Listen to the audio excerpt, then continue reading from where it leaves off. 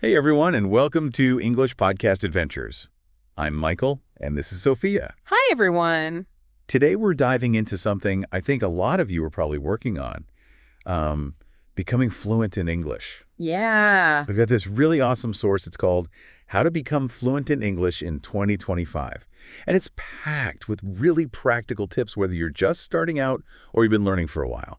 Right. And it's really encouraging, too. Yeah. You know, the author really emphasizes that fluency is totally achievable. Okay. It's not like some mystical talent, Yeah.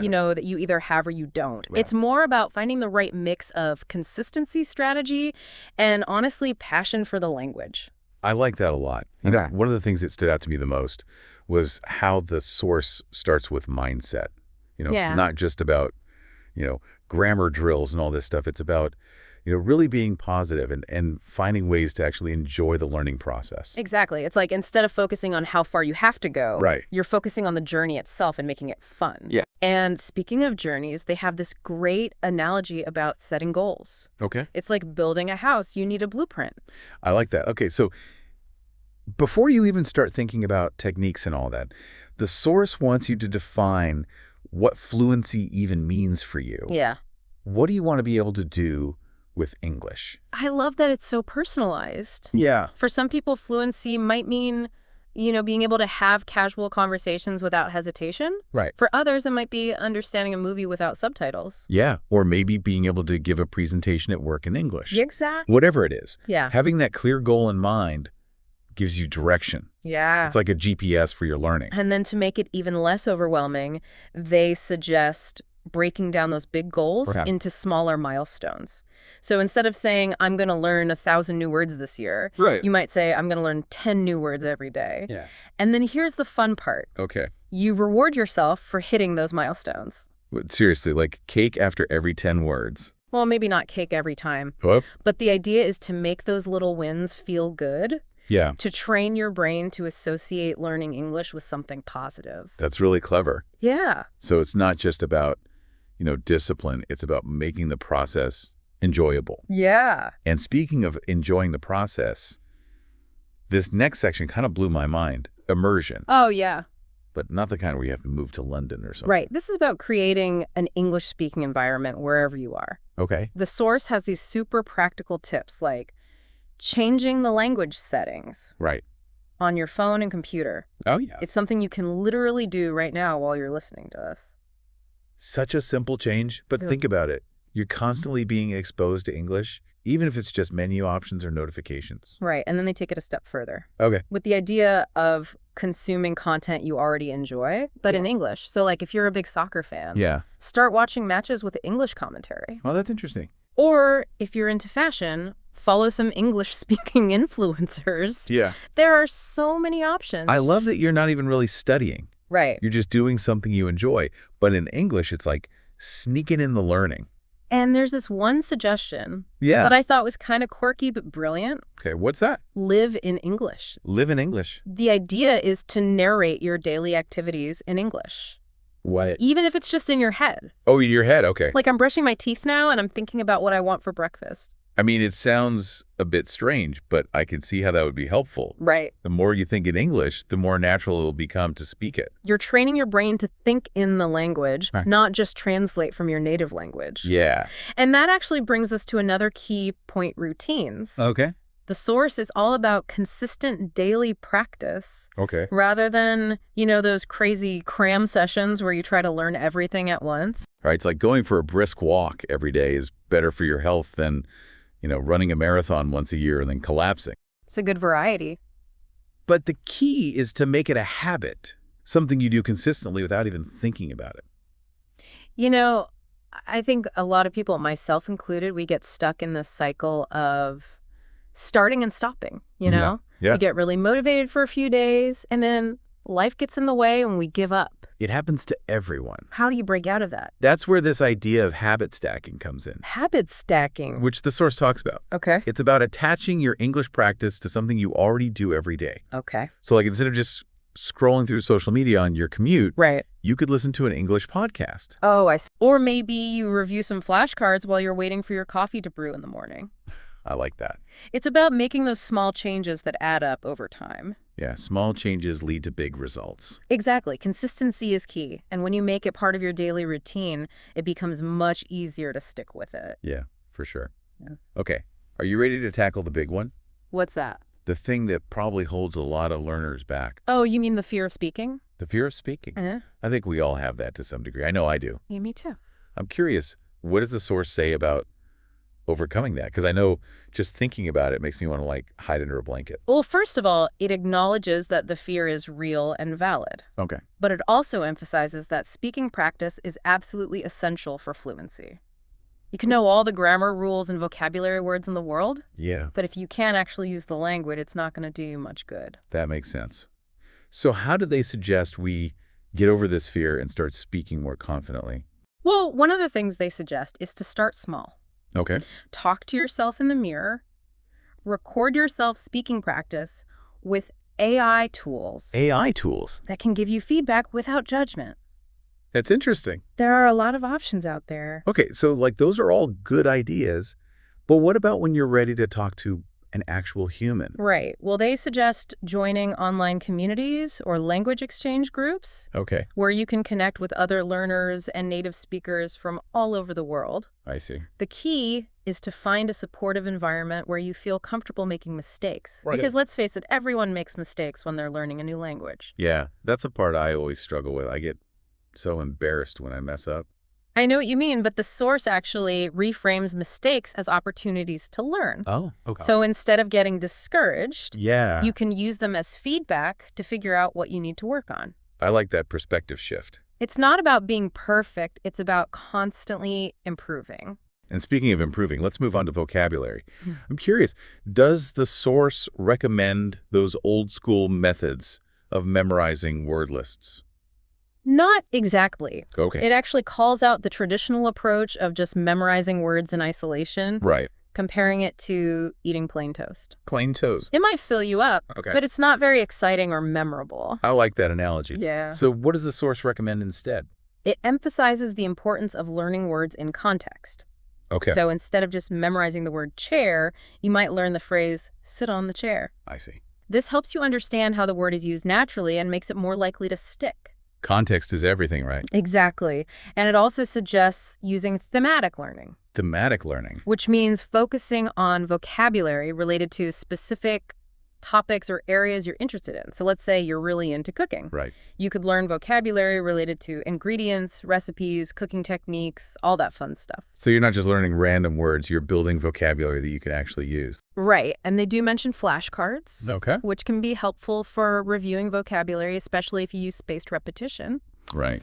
But the real key is to make it fun. Okay. The source even suggests playing games like Scrabble or Wordle, Oh, yeah. or just trying to describe objects around you in English. I like that a lot. You know, just finding ways to make the learning process engaging and enjoyable. It's all about finding what works for you. Right? Exactly. Okay, what about pronunciation? Pronunciation, that's always been a bit of a sticking point for me. I can understand English pretty well, but I feel like my accent is holding me back sometimes. Pronunciation is definitely important, but it's something you can definitely improve with practice. Okay, good. The source talks about techniques like shadowing, Shadowing? where you listen to native speakers and try to imitate their pronunciation as closely as possible. I've heard of that, but I always feel a bit silly doing it. I know what you mean, but trust me, it's really effective. Okay. You're basically training your mouth to make the sounds of English correctly. The source also recommends practicing tongue twisters. Tongue twisters, oh yeah. You know those phrases that are designed to trip you up, like, she sells seashells by the seashore? Yeah, those are always good for a laugh. Exactly. But I can see how they would help with specific sounds. Are there any other tips for improving pronunciation? They mention some apps that use voice recognition technology Oh, wow. to give you feedback on your pronunciation, like Elsa Speak and Youglish. Interesting. They can be really helpful for identifying areas where you need to focus your attention. That's awesome. So it's not just about guessing. You can actually get personalized feedback. Exactly. Technology is amazing. Okay, last but not least, let's talk about grammar. I have to be honest, grammar is probably my least favorite part of language learning. It could be so confusing. I hear you, but the good news is Okay. the source doesn't recommend spending hours poring over grammar textbooks. I'm glad. Instead, it encourages a more natural approach to learning grammar through content. So what does that look like in practice? Think about it this way. When you were a kid learning your native language, you didn't sit down with a grammar book, right? Right. You learned by listening and interacting with others. Yeah. The source suggests doing the same thing with English, watch movies and TV shows. Oh, okay. Listen to podcasts, read books, and pay attention to how the language is used in real-life contexts. That makes a lot of sense. It's about absorbing the grammar naturally rather than trying to memorize a bunch of rules. I really like that approach. Oh, It feels a lot less daunting than trying to conquer grammar all at once. yeah, it's about making it a part of your everyday life. Okay, we've covered a lot of ground here, from goal setting to pronunciation to grammar. But I feel like we've just scratched the surface of this amazing source. Me too. I'm eager to dive into the rest. We've got so much more to unpack, including the importance of building a support system, celebrating your wins, and adopting a growth mindset for long-term success. But for now, we're going to take a quick break. Don't go anywhere, folks. We'll be right back to continue our deep dive into how to become fluent in English in 2025. And hey, while we're taking a break, why not hit that subscribe button and share this episode with your friends who are also learning English? We'll be right back. Welcome back, everyone. I'm excited to continue our exploration of becoming fluent in English. Me too. Before the break, we were talking about all sorts of cool techniques, for improving pronunciation and grammar. Right. But I think one of the biggest takeaways for me so far is just how much this source emphasizes making the learning process enjoyable. It's such a crucial point. Yeah. Because let's be honest, if you're not having fun, you're less likely to stick with it. Right. And this source is packed with ideas for making English a natural and enjoyable part of your life, not just another chore on your to-do list. Yeah, it's all about finding those little ways to kind of weave English into your daily routine, like we talked about with habit stacking. Exactly. Remember, small, consistent steps can lead to remarkable progress over time. Yeah. Think about it, even spending just 5 or 10 minutes here and there throughout your day can really add up. It's like that saying, the journey of 1,000 miles begins with a single step. Exactly. But sometimes even taking that first step can feel daunting. Do you have any advice for those moments when motivation is low? Absolutely. Remember that sample routine we discussed? Yeah. It's a fantastic starting point, Okay. but the key is to personalize it. Okay. Don't be afraid to adapt it to your own preferences and schedule. So if I'm not a morning person, maybe I swap out the morning podcast for like an evening audiobook or something. Exactly. Maybe instead of watching YouTube videos, you prefer listening to music or watching documentaries. Right. The point is to find what works best for you and makes you excited to learn. I love that it's all about making English a part of your life, not like a separate thing you have to squeeze in. Right. But speaking of squeezing things in, how do you deal with the fear of speaking, when you're not quite ready to join a language exchange or anything like that? That's a great question. The source actually addresses this directly. Remember we talked about starting small? Yeah. Well, they take it even further and suggest practicing with AI tools. AI tools like talking to a robot. Well, not exactly a robot, but there are these incredible language learning apps and websites that allow you to have conversations with virtual characters or even AI-powered tutors. Wow, technology is amazing. I hadn't even thought of that. It's like having a personal English coach available 24/7. You can practice different scenarios, get feedback on your grammar and pronunciation, and build confidence without feeling self-conscious. That sounds incredible, especially for those of us who are, a bit shy or introverted. Exactly. It takes the pressure off and allows you to experiment and make mistakes in a safe environment. And then when you feel ready, you can gradually step outside of your comfort zone and start interacting with real people. Speaking of real people, what about those online communities we mentioned earlier? Are those helpful for overcoming the fear of speaking? Absolutely. The source highly recommends joining online communities or language exchange groups. There are countless platforms out there where you can connect with other English learners and native speakers from all over the world. So it's not just about practicing speaking, it's about building a support system, finding your tribe of fellow language enthusiasts. Exactly. And remember, everyone in those communities is on the same journey as you, so they understand the challenges and celebrate the victories. It's a really encouraging and motivating environment to be a part of. That's so cool. I'm definitely going to check out some of those online communities. Okay, switching gears a bit, let's talk about vocabulary. I know we touched on this earlier, but I'm curious to hear more about the source's approach to learning new words. Remember the plain toast analogy? Huh. The source is all about making vocabulary learning engaging and memorable. Got it. One of the key suggestions is to learn new words in context rather than in isolation. So instead of just memorizing a list of random words, you're learning them as part of sentences or phrases that actually make sense. Exactly. It helps you understand the nuances of meaning and how the word is used naturally. The source also emphasizes the importance of thematic learning, Thematic learning. which is all about focusing on vocabulary related to your interests or areas you want to improve in. So if I'm really into technology, I might focus on learning vocabulary related to software gadgets, artificial intelligence, things like that. Exactly. Not only does this make learning more interesting, but it also gives you a framework for organizing the new words in your mind. And as you encounter these words in different contexts, you start to build a deeper understanding of their meaning and how they're used. I love that approach. It's so much more meaningful than just memorizing random lists. Right. And speaking of making things meaningful, the source also highlights the importance of using spaced repetition. Remember, we mentioned flashcards earlier. Yeah. Well, spaced repetition is a technique that helps you remember information more effectively by presenting it to you at increasing intervals. So it's not just about cramming information into your brain. It's about strategically reviewing it over time to make sure it sticks. Exactly. There are tons of flashcard apps out there that use spaced repetition, making it super easy to implement this technique. But even if you don't use flashcards, the key is to find ways to actively recall the new words you're learning, whether it's through writing, speaking, or even just thinking about them in different contexts. Okay, that makes a lot of sense. Repetition is definitely key for cementing new information in your memory. And of course, we can't forget about pronunciation. What are some of the source's top tips for improving our accents? Well, one of the most effective techniques, as we discussed earlier, is shadowing. It might feel a little silly at first, but the results are worth it. You're essentially training your mouth to produce the sounds of English accurately by mimicking native speakers. So find some audio or video content that you enjoy and just try to imitate the way the speakers pronounce words and phrases. Exactly. Pay attention to their intonation rhythm and stress patterns. It's like learning a new dance for your mouth, and the more you practice, the more natural and fluent you'll sound. I'm going to give that a try. Are there any other pronunciation hacks that the source recommends? Yeah. They also suggest practicing tongue twisters, which, as we mentioned earlier, are those fun and often frustrating phrases designed to challenge your pronunciation. They might seem silly, but they can really help you target specific sounds and improve your articulation. I can definitely see how those would be helpful. And for those of us who want more structured feedback, I remember you mentioned some pronunciation apps. Yes, apps like Elsa Speak and Youglish can be incredibly valuable for getting personalized feedback on your pronunciation. They use voice recognition technology to analyze your speech and pinpoint areas where you might need to focus your attention. Technology is amazing. It's like having a pronunciation coach in your pocket. Exactly. And the best part is you can practice anytime, anywhere. No more feeling self-conscious about practicing your pronunciation in front of others. Okay, let's talk about grammar.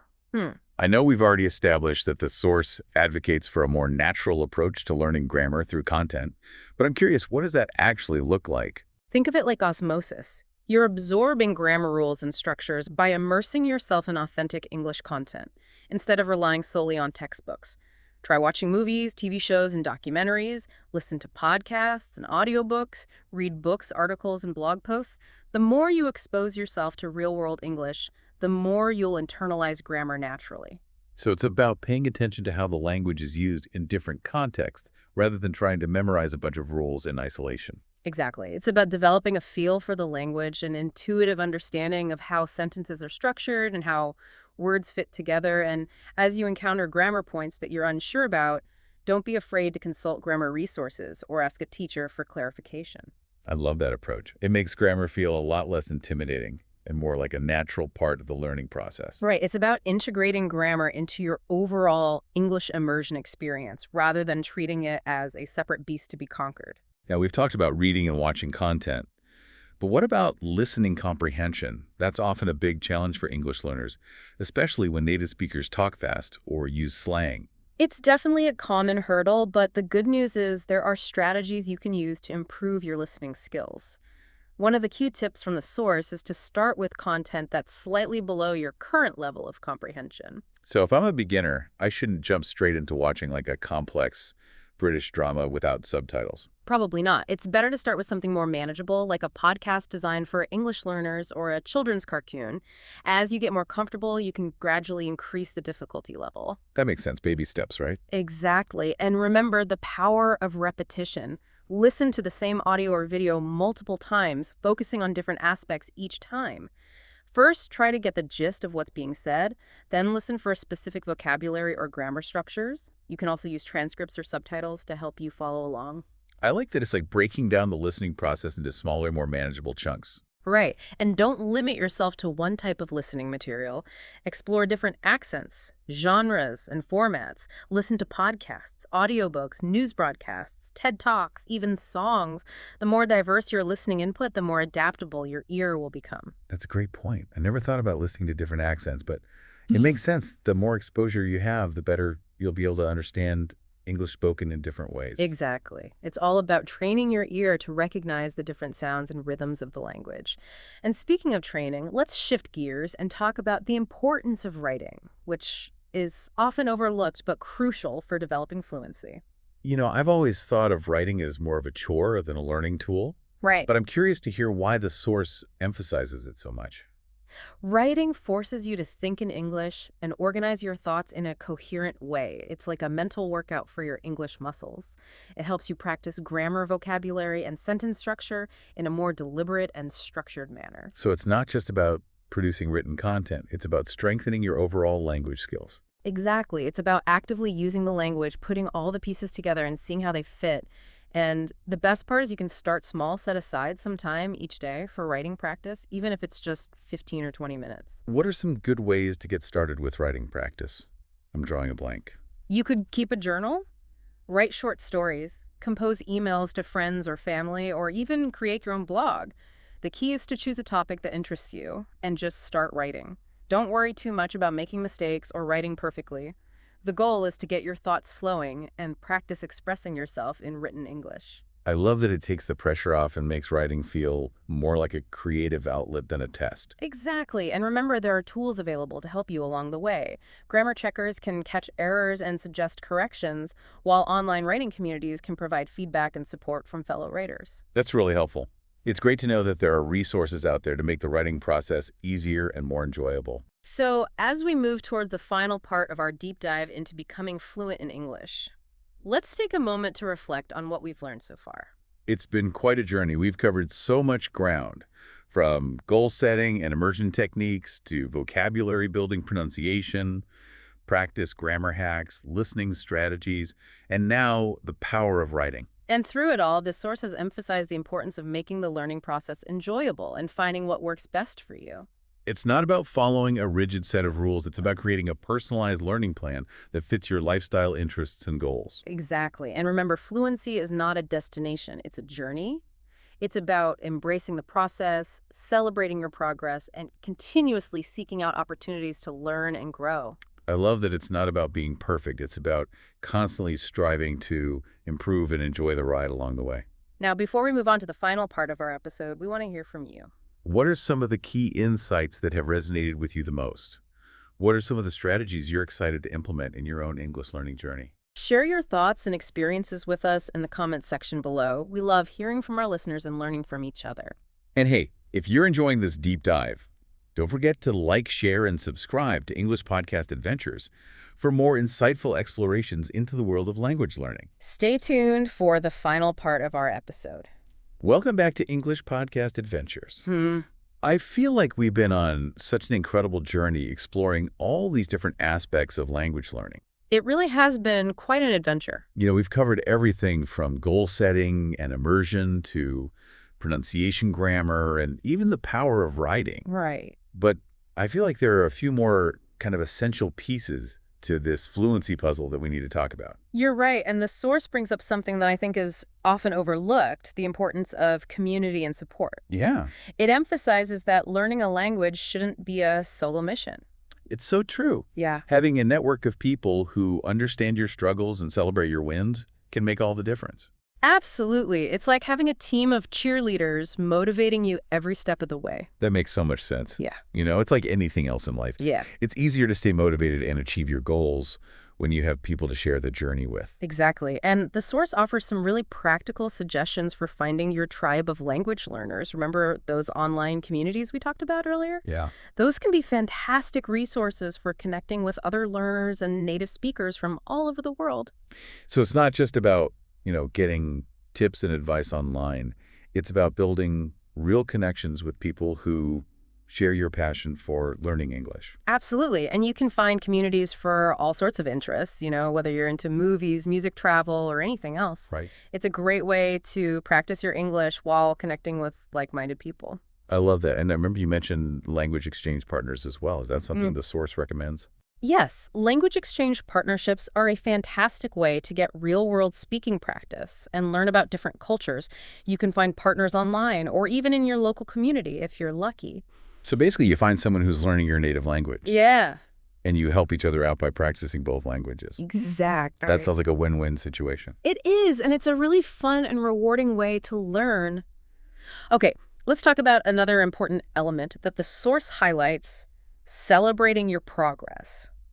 Celebrating your progress. Yeah. Oh, yeah. It's so easy to get caught up in the day-to-day grind of learning and forget to acknowledge how far we've come. Exactly, and celebrating your wins, no matter how big or small, is crucial for staying motivated and building confidence. Remember those clear goals we talked about at the beginning? Yeah. Well, once you achieve a milestone, take a moment to pat yourself on the back. So if I finally manage to watch an entire episode of my favorite show without subtitles, that calls for a celebration. Absolutely. Maybe you treat yourself to a special meal, buy yourself a new book in English, or just take some time to reflect on how much you've learned. The key is to acknowledge your progress and reward yourself for your hard work. I love that it's like giving yourself little incentives along the way to keep that motivation engine running. Exactly. And speaking of motivation, the final piece of advice from the source is to cultivate a growth mindset. Growth mindset.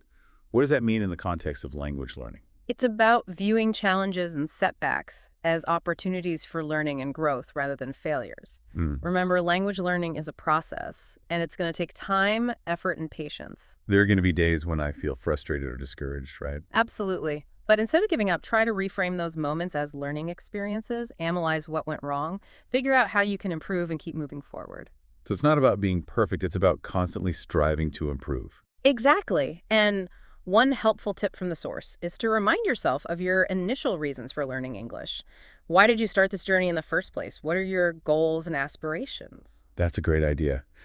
Sometimes we need that little reminder to keep us going when things get tough. And don't forget to seek inspiration from others who have successfully learned English. There are tons of stories out there about people who overcame challenges and achieved fluency. Those stories can be so motivating. They remind us that anything is possible with dedication and perseverance. Well, it looks like we've reached the end of our deep dive into how to become fluent in English in 2025.